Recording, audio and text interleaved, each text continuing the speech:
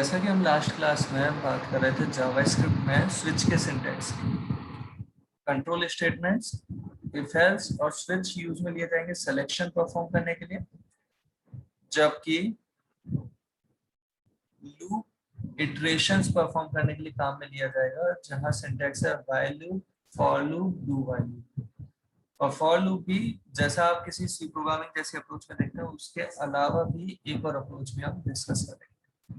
तो अभी जैसे हम यहाँ पे बात करते हैं स्विच के सिंटैक्स के लिए, जो लास्ट क्लास में डिस्कस कर रहे हैं, वो क्या कि एक नंबर यूजर से रीड करता है और उसके करस्पॉन्डिंग वाला डे प्रिंट करना चाहता है। तो हमने यहाँ पे जो प्रोवाइड कर रखा है उसे देखेंगे, लेकिन पहले ब्राउजर पे चेक करते हैं इसका रिजल्ट। ऑलरेडी जूम कर रखा था हमने इस पेज को। वैल्यू अगर देते हैं हम 1 और क्लिक हेयर पे क्लिक करते हैं तो आता है संडे। अगर हमने ये दिया होता 2 और यहाँ क्लिक किया होता तो मंडे। होपफुली आपको आइडिया लग रहा है क्लिक हेयर पे क्लिक करने पे क्या आ रहा है, जो वैल्यू दी है उसके करस्पॉन्डिंग वाला डे हमारे सामने आता है। और ये इम्प्लीमेंटेशन कैसा है, तो स्विच जैसा आप किसी और प्रोग्रामिंग लैंग्वेज में भी देख चुके होंगे, बिल्कुल वैसा ही स्विच जो अवेलेबल है हमारे पास जावास्क्रिप्ट के अंदर, वो अगर आप सी प्रोग्रामिंग के बाद देख रहे हैं तो सी प्रोग्रामिंग में लिमिटेशन होती है यहाँ पे कि ये वैल्यू किस टाइप की होनी चाहिए। बट जावास्क्रिप्ट में आपको पता है कि ये वेरिएबल जो है इसका टाइप डायनामिक टाइप रहता है। हमेशा वेरिएबल का टाइप डायनामिक टाइप होगा, जैसी वैल्यू वैसा टाइप हो जाएगा। तो यहाँ पे जो हम बात कर रहे हैं जावास्क्रिप्ट के अंदर, इफ एल्स बिल्कुल वैसा ही है जैसा आप सी प्रोग्रामिंग में। स्विच भी बिल्कुल वैसा ही है, बस साथ के साथ ये स्ट्रिंग पे भी अप्लाई हो सकता है। जैसे अभी हमने ये इम्प्लीमेंटेशन किया, डिफरेंट केसेस हम प्रोवाइड कर रहे हैं। ये केसेस किस पर्पज से प्रोवाइड कर रहे हैं, जो डे हमें प्रिंट करना है उस पर्पज से। जैसे अगर हमारे पास वैल्यू यूजर ने जो दी है 1 दिया तो संडे, 2 दिया तो Monday and so on.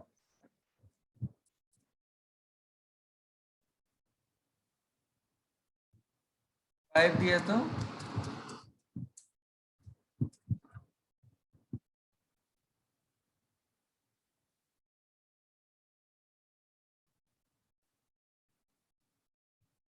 Similarly 6 दिया तो सैटरडे, सॉरी 6 दिया तो फ्राइडे एंड 7 दिया तो सैटरडे, राइट। इस तरीके से हम ये प्रिंट करवा रहे हैं।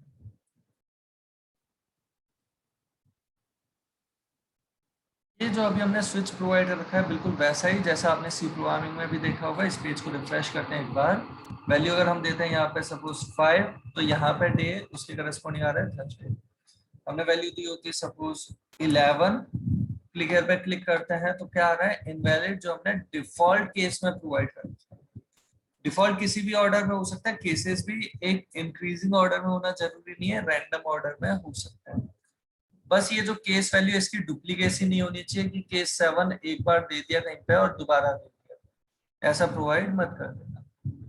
ब्रेक देना स्विच के लिए कंपलसरी नहीं है, डिफॉल्ट देना भी कंपलसरी नहीं है, लॉजिकली रिक्वायरमेंट लगती है इसलिए प्रोवाइड कर।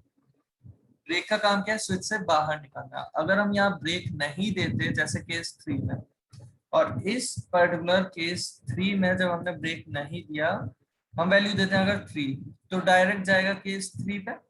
केस 3 पे जाके ये प्रिंट करेगा ये ट्यूसडे और साथ के साथ आगे बढ़ते हुए वेडनेसडे। और सेम जगह पे जब ये डेटा चेंज कर दिया हमने, रिजल्ट जिसकी आईडी है उसी के इनर एस्टिमेट में पहले असाइन किया ट्यूसडे और बाद में असाइन करना है वेडनेसडे, तो डेटा चेंज हो जाएगा, पहले ट्यूसडे आएगा और वहीं रिप्लेस होकर वेडनेसडे। तो हमें फाइनली जो दिखाई देगा वो वेडनेसडे दिखाई देगा, क्योंकि ये चेंजेस इतने फ्रीक्वेंटली परफॉर्म हो रहे हैं कि हम उस चेंज को देख भी नहीं पा रहे। यहाँ वेब पेज पे ट्यूसडे देख पाते, उससे पहले यहाँ वेडनेसडे लिखा हुआ आ गया। ब्रेक का काम क्या है, जैसा आप जानते हैं किसी प्रोग्रामिंग लैंग्वेज में होता है, स्विच के अंदर आया है तो स्विच से बाहर, लूप के अंदर आया है तो लूप से बाहर। ब्रेक कीवर्ड होगा या तो स्विच का या लूप का, उसके करस्पॉन्डिंग वर्क करेगा। साथ के साथ सी प्रोग्रामिंग में यहाँ पे जो आप प्रोवाइड कर रहे होते हैं वो कोई स्ट्रिंग नहीं दे सकते, बट जावास्क्रिप्ट के अंदर एक बार हम ट्राई करते हैं। जैसे अगर हमने यही चीज पार्सेंट ना देके हमने ये प्रोवाइड किया, कैसे, कुछ इस तरीके से। यही काम करते हैं, एक अलग एग्जांपल में ही हम प्रोवाइड कर देते हैं। ये तो एज इट इज है, हमने इसी को कॉपी किया, एक नई फाइल में हमने इसे पेस्ट कर सेव कर रहे हैं।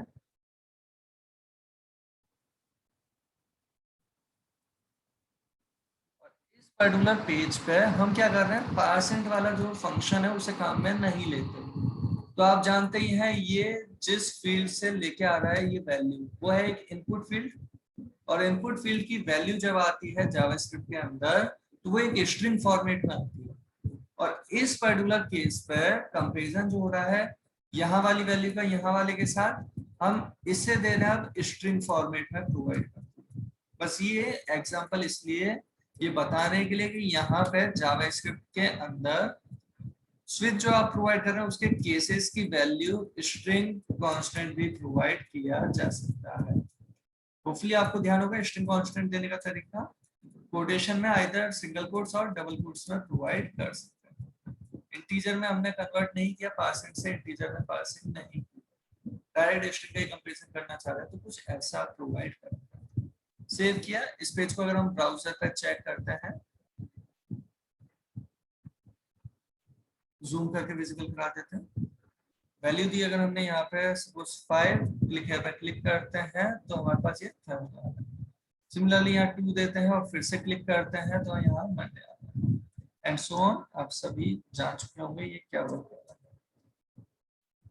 4 दिया वेंसडे आ रहा है, जबकि यही अगर हमने कभी बाई चांस यहाँ पे तो पास इनटू की हेल्प नहीं ली, डायरेक्ट स्ट्रिंग को ही एन में असाइन कर दिया, और यहाँ जो केस प्रोवाइड कर रहे हैं इसे स्ट्रिंग कांस्टेंट ना दे करके नंबर डेटा टाइप जो हमने डिस्कस किया था उसी टाइप का प्रोवाइड करता है। 4 स्ट्रिंग से नहीं दिया गया, इस बार नंबर ही दिया गया, एक इंटीजर वैल्यू दी गई है, राइट। डेटा टाइप हमने डिस्कस पहले ही किए हैं। इस केस में अगर हम यहाँ पे देते हैं कोई वैल्यू जैसे 6 देते हैं तब तो आंसर सही आता है हमारे पास, बट अगर हम यहाँ पे प्रोवाइड करते हैं 4 तो 4 जो हमने दे रखा है, ध्यान से देखें 4 के लिए स्ट्रिंग नहीं दिया है जबकि n में स्ट्रिंग की तरह स्टोर हुआ है। हम यहाँ क्लिक पे क्लिक करते हैं तो इनवैलिड आ रहा है। रीजन उसका ये जो कंपैरिजन कर रहा है ना, इक्वलिटी का कंपैरिजन, ये डबल इक्वल वाला नहीं है, ट्रिपल इक्वल वाला कंपैरिजन है जो हम ऑपरेटर में देख रहे थे। आइडेंटिकल वाला कंपैरिजन है, ये वैल्यू के साथ साथ टाइप का भी कंपैरिजन करेगा, और वैल्यू और टाइप दोनों इक्वल है तो उसके करस्पॉन्डिंग वाले केस का आएगा, अदरवाइज नहीं। तो कुछ इस तरीके से ये हमने अभी स्विच प्रोवाइड कर रखा है। ये जो अभी हमने स्विच प्रोवाइड कर रखा है, इसी स्विच का एक एग्जांपल हम एक और देख लेते हैं।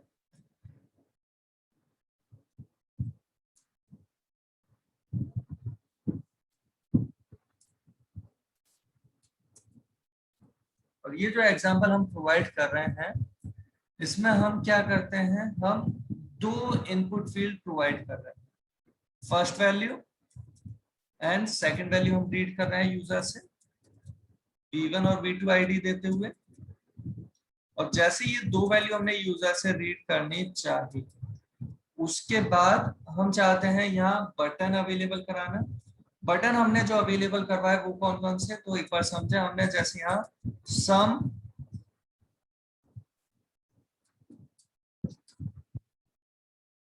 हमने यहाँ पे find sum, find multiplication, find subtraction, ऐसा हमने प्रोवाइड करना चाहिए कि क्या कर रहे हैं, यूजर को सम करवाना है या मल्टीप्लिकेशन करवाना है या सब्ट्रैक्शन परफॉर्म करवाना है, तो यूजर से ही पूछना है। अलग अलग बटन प्रोवाइड कर दिया हमने।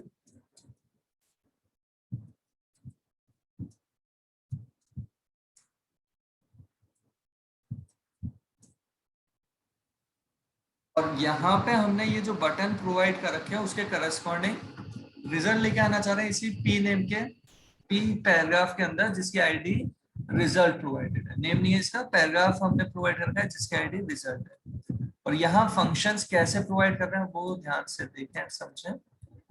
फाइंड सम नेम का फंक्शन हम अगर प्रोवाइड करते हैं तो उसकी अप्रोच क्या होनी चाहिए, ए और बी 2 वेरिएबल लिए, जैसे ए की वैल्यू कैलकुलेट कर ली, सिमिलरली बी की वैल्यू कैलकुलेट कर ली, और फिर हम यहाँ पे ए और बी दोनों की वैल्यू का जो एडिशन होता है उस एडिशन को हम असाइन कर रहे हैं। कहाँ असाइन कर रहे हैं, तो वही हम document dot gate element by ID की हेल्प से असाइन कर रहे हैं उसी पैराग्राफ के अंदर जिसकी आईडी हमने दे रखी है रिजल्ट। बहुत सिंपल सी बात है, ऑलरेडी हम ये बात पहले भी कर चुके हैं। और यहाँ पे हम क्या असाइन करवाते हैं, ए और बी का एडिशन असाइन करवाते हैं। आप चाहे तो कोई और वेरिएबल, सपोज सी नेम का वेरिएबल दिया, सी को कैलकुलेट किया होता सी इक्वल ए प्लस बी, और असाइन करवा देते सी की वैल्यू को यहाँ इस रिजल्ट के अंदर। तो ये सम वाला वर्क कर रहा होता है। सिमिलरली मल्टीप्लिकेशन और सब्ट्रैक्शन वाला भी पहले एक बार अलग अलग फंक्शन प्रोवाइड करते हुए हम बात कर रहे हैं, और फिर इसी चीज को हम स्विच की हेल्प से करते हैं। मल्टीप्लिकेशन और सब्ट्रैक्शन वाली बात कर रहे हैं अगर, तो कुछ हमने ऐसा ही प्रोवाइड किया जहां प्लस की जगह मल्टीप्लिकेशन आ गया और इस बार प्लस की जगह माइनस आ गया। ये हमने जो अभी पेज प्रोवाइड कर रखा है इसमें 3 फंक्शन हमने काम में लिए हैं। सम के लिए अलग है, मल्टीप्लिकेशन के लिए अलग है, और सब्ट्रैक्शन के लिए अलग फंक्शन हमने काम में लिया है। सेव किया इसे हमने। इसे अगर हम ब्राउजर पर चेक करते हैं तो एक बार विजिबल करा देते हैं। वैल्यू अगर हम देते हैं जैसे यहाँ पे सपोज 10 और 5, हम सम पे क्लिक करते हैं तो हमारे पास 15 आ रहा है, मल्टीप्लिकेशन पे क्लिक करते हैं 50 आ रहा है, सब्ट्रैक्शन पे क्लिक करते हैं तो सब्ट्रैक्ट होता है। वैल्यू दी होती है अगर हमने यहाँ सपोज से 12 एंड 5, तो सम मल्टीप्लिकेशन सब्ट्रैक्शन रैंडमली किसी भी ऑर्डर में, राइट, जरूरी नहीं है पहले सम करना, किसी भी ऑर्डर में परफॉर्म कर सकते हैं, राइट। और यही चीज अगर हम इंप्लीमेंट कर रहे हैं स्विच की हेल्प से, तो यहाँ स्विच का यूज डायरेक्टली आपको नहीं दिख रहा होगा अभी तक, बट यहीं पे हम बात करते हैं। ये फंक्शन का नेम सपोज हमने सेम दे दिया, फंक्शन का नेम दे दिया हमने फाइंड वैल्यू, ऐसा हमने प्रोवाइड कर दिया फंक्शन का नेम, तीनों ही फंक्शंस का name find value find value find value. बस हमने यहाँ फाइंड वैल्यू के साथ एक वैल्यू भेजनी चाहिए 1 2 3। वो ए और बी के बीच में तो ऑपरेशन करेगा, बट क्या ऑपरेशन करेगा वो हमने यहाँ से बता दिया। फाइंड वैल्यू नाम का ये जो फंक्शन डिफाइन कर रहे हैं, इसमें ऑपरेशन कौन सा परफॉर्म करना है वो वैल्यू, जैसे फंक्शन में पैरामीटर रिसीव करते हैं एक्स वाई रिसीव किया या एफ में रिसीव किया, सिमिलरली इस बार हमने ओपी नाम का एक वेरिएबल लिया है, उस वेरिएबल में रिसीव करते हैं या तो 1 या 2 या 3, जिस बटन पर क्लिक होगा उसके करस्पॉन्डिंग। हमें क्या करना है यहाँ पे ये ऑपरेशन कौन सा परफॉर्म करना है उसके लिए सिलेक्शन प्रोवाइड करना है। तो हमने अप्लाई कर दिया स्विच उस ओपी वैल्यू पे। और स्विच कैसे हम प्रोवाइड कर रहे हैं कि हमें एडिशन करवाना है, मतलब सम परफॉर्म करना है, या मल्टीप्लिकेशन करना है, या और कौन सा ऑपरेशन करना है, वो हमने यहाँ बता दिया। जैसे यहाँ हमने दिया सी इक्वल ए प्लस बी और ब्रेक। ये केस आप सभी को आइडिया लगता है। हमने ये केसेस प्रोवाइड कर दिए, केस 1 केस 2 केस 3, जिस बटन पे क्लिक होगा हमने ही वैल्यू स्पेसिफिकली बता दी। 1 2 3 4 जो भी आप ऑपरेशन करवाना चाहते हैं वो वैल्यू हमने बता दी। जैसे अभी 1 2 3 के लिए दे दिया। 1 पे अगर आता है मतलब क्या करवाना चाहते हैं प्लस, 2 पे आता है तो प्लस नहीं मल्टीप्लीकेशन करवाना चाहते हैं, तभी हमने यहाँ 2 दिए। और अगर 3 आती है वैल्यू मतलब कहाँ से आ रही होगी, कौन सा ऑपरेशन करवाना है, सब्ट्रैक्शन करवाना है। तो अगर 3 आती है वैल्यू तो यहाँ पे परफॉर्म कर देंगे सब्ट्रैक्शन। जबकि अगर बाय चांस यूजर अगर इंस्पेक्ट एलिमेंट में कुछ छेड़खानी करके ऑपरेशन किसी और वैल्यू के लिए अगर प्रोवाइड कर देता है, तो डिफॉल्ट हम प्रोवाइड कर रहे हैं कैसा, जहां पे हम सी के अंदर असाइन कर रहे हैं इनवैलिड। सी एक वेरिएबल है और जावास्क्रिप्ट का वेरिएबल टाइप अपनी वैल्यू के करस्पॉन्डिंग खुद कंसीडर कर लेता है। अगर आपको नंबर असाइन करवाना था प्लस मल्टीप्लिकेशन सब्ट्रैक्शन करके तो वो करवा सकते हैं, या डिफॉल्ट में आगे जैसे इनवैलिड प्रोवाइड कर दिया। तो कुछ इस तरीके से हमने ये स्विच दे दिया। फाइनली सी वेरिएबल में जो भी वैल्यू आती है उस वैल्यू को हमने असाइन कर रखा है। अब यहाँ पे हमें बाकी फंक्शंस की रिक्वायरमेंट नहीं है, एक ही फंक्शन से ये तीनों ऑपरेशन में से कौन सा करवाना है वो सिलेक्शन परफॉर्म कर लिया गया है। इस तरीके से हमने किया। इस पेज को कर रहे हम सेव।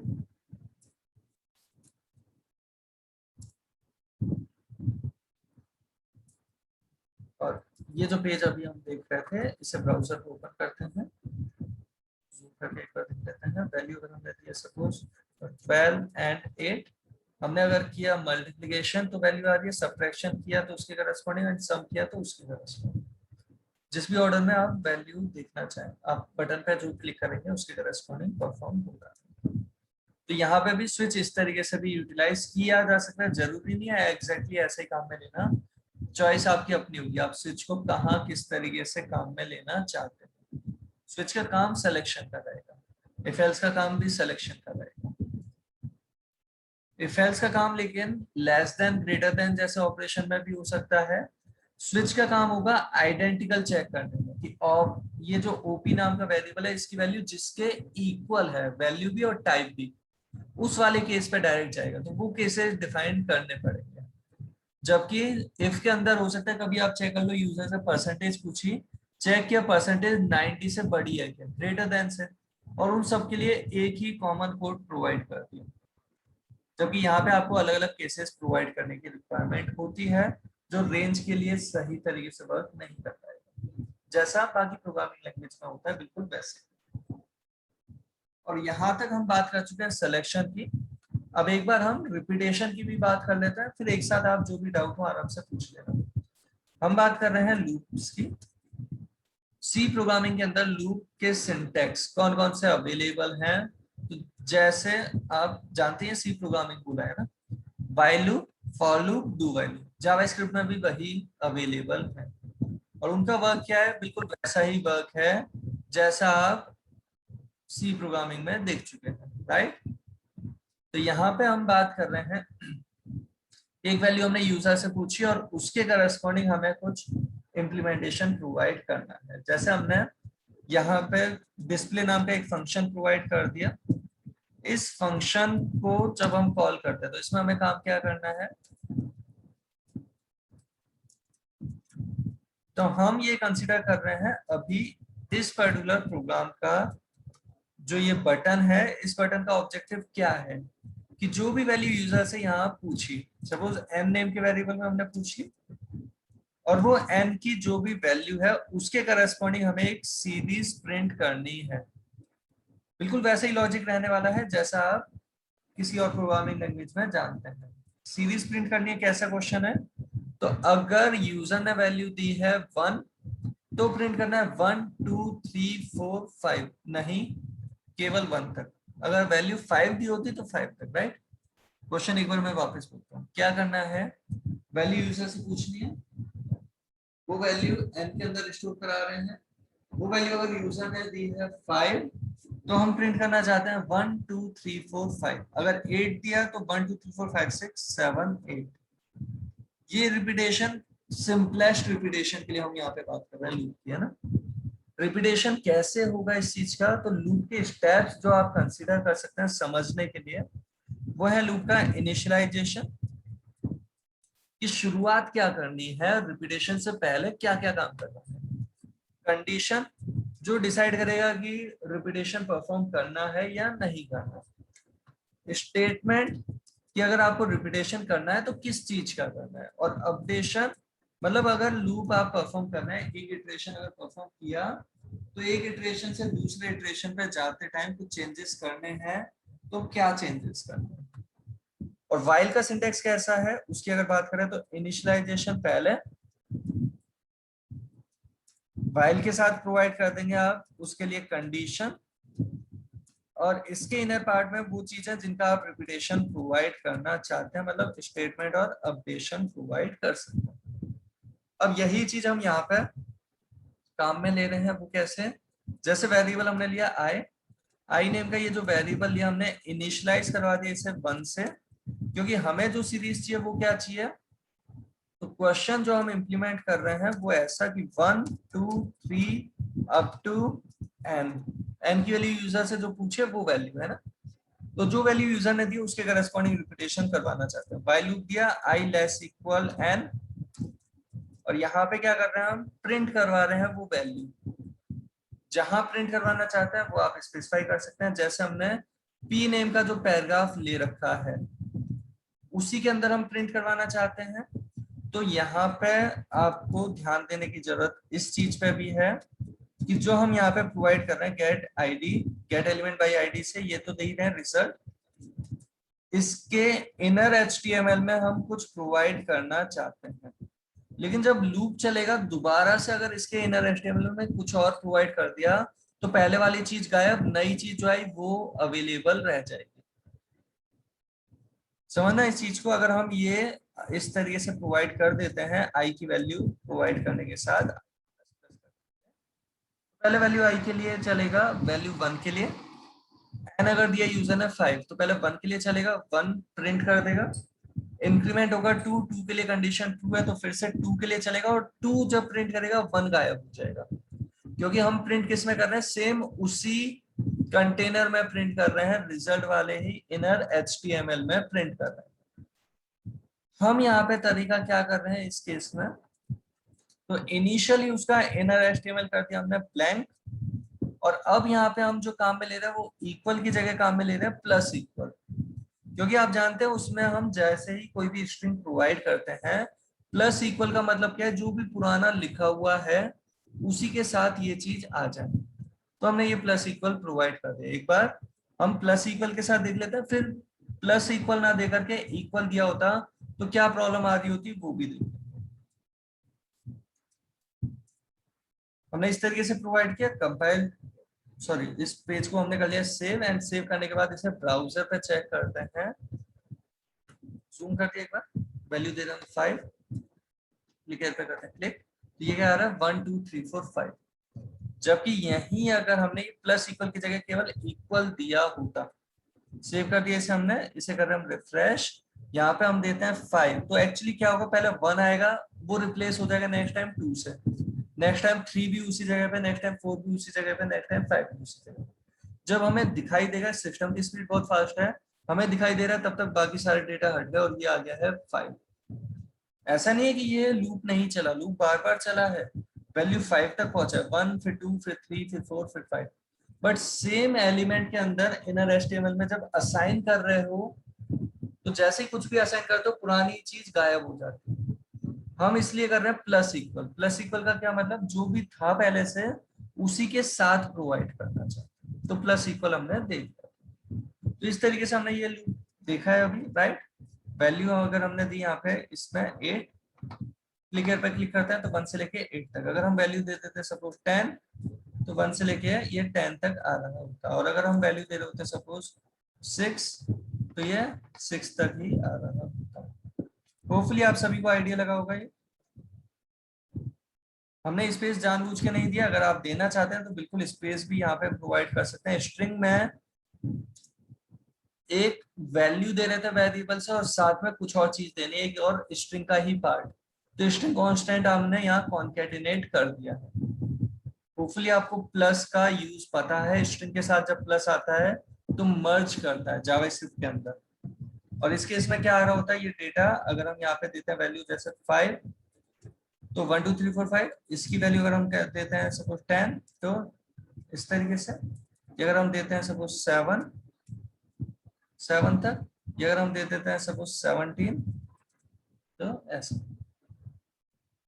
और ये जो अभी व्हाइल लूप का हमने ये जो इम्प्लीमेंटेशन देखा, एक बार और व्हाइल लूप की ही अगर बात कर लें कि अगर हमें रिपीटेशन n से लेके 1 तक करने होते, 1 से n नहीं n से 1 तक जाना चाह रहे हैं, कैसे कि वैल्यू अगर यूजर ने 5 दिया तो हम चाहते हैं 5 4 3 2 1, तो हमने ये लूप स्टार्ट किया n से, कंडीशन दे रहे हैं कि i की वैल्यू जब तक 1 या 1 से बड़ी है ग्रेटर इक्वल 1, और हम इस बार ये प्रिंट करते जा रहे हैं, बस चेंजेस क्या कर रहे हैं, डिक्रीमेंट करते हुए चल रहे हैं। इस तरीके से अगर हमने ये प्रोवाइड किया है, इस पेज को अगर ब्राउजर पे चेक करते हैं,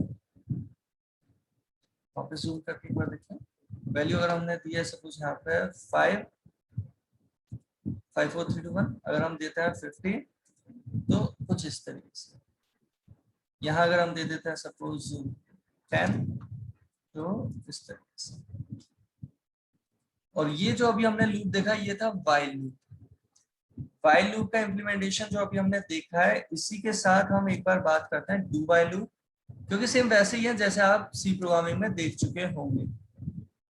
और डू व्हाइल लूप का सिंटेक्स कैसा है, तो जैसा व्हाइल है कुछ कुछ वैसा ही, बस कंडीशन पहले कोई चेक नहीं की।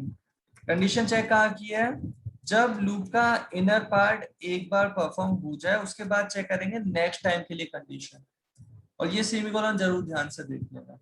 ये सिंटेक्स रहेगा डू व्हाइल लूप का, और डू व्हाइल लूप का ये जो सिंटेक्स अवेलेबल है, हम यहाँ पे बात करते हैं वही 1 से m तक की सीरीज के लिए।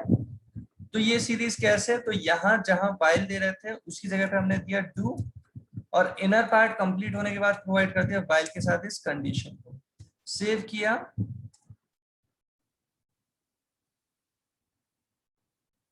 तरीके से ये जो हम प्रोवाइड कर चुके हैं इसे अगर ब्राउजर पर चेक करते हैं, वैल्यू अगर हम देते हैं यहाँ पे से 5, तो 5 के करस्पॉन्डिंग सीरीज, अगर हम वैल्यू दे रहे हैं सपोज 11, तो 11 की करस्पॉन्डिंग सीरीज, वैल्यू अगर हमने दी होती 8, तो 8 की करस्पॉन्डिंग सीरीज। तो ये डू वाइल से भी वर्क कर रहा है। और वाइल और डू वाइल में डिफरेंस क्या है, अगर उस चीज को हम थोड़ा नोटिस कर रहे हैं, तो जो हमने वाइल से किया था, वाइल से हमने जो परफॉर्म किया था, कौन सा, दिस वन, ये किया था हमने वाइल से, इसमें अगर हम वैल्यू देते हैं 0, तो पहली बार में ही कंडीशन हो जाती फॉल्स। अगर वैल्यू देते हैं 0, आई है 1, 1 लेस इक्वल 0, कंडीशन फॉल्स, सीधे लूप से बाहर।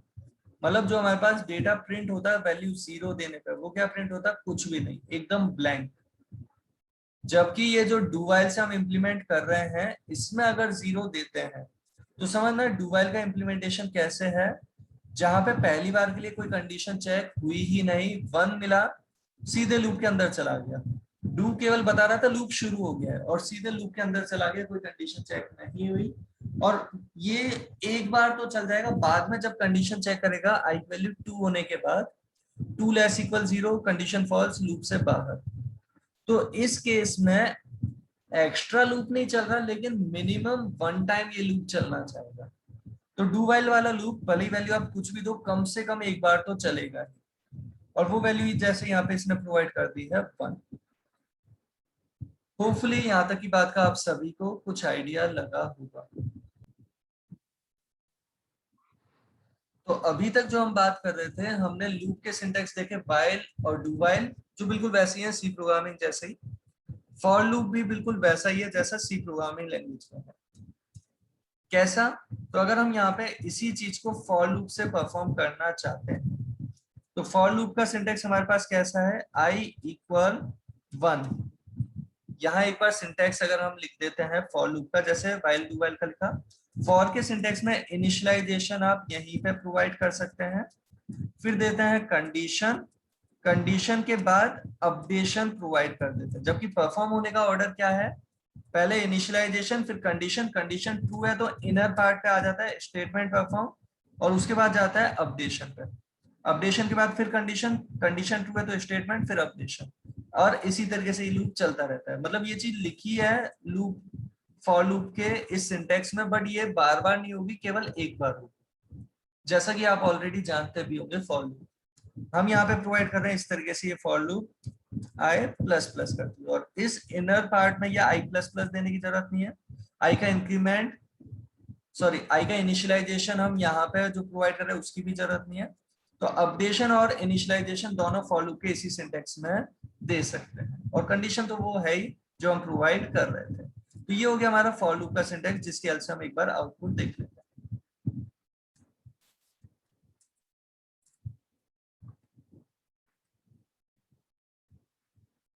और ये जो हमारे पास अवेलेबल है, ये कैसा है, वैल्यू अगर हम देते हैं यहाँ 5, और यहाँ क्लिक करते हैं तो 1 2 3 4 5, अगर हम वैल्यू देते हैं 10, तो उसके करस्पॉन्डिंग ये वैल्यू आ रही है। अगर हम देते हैं 7, तो बिल्कुल वैसा ही है जैसा बाकी प्रोग्रामिंग लैंग्वेजेस में देखा।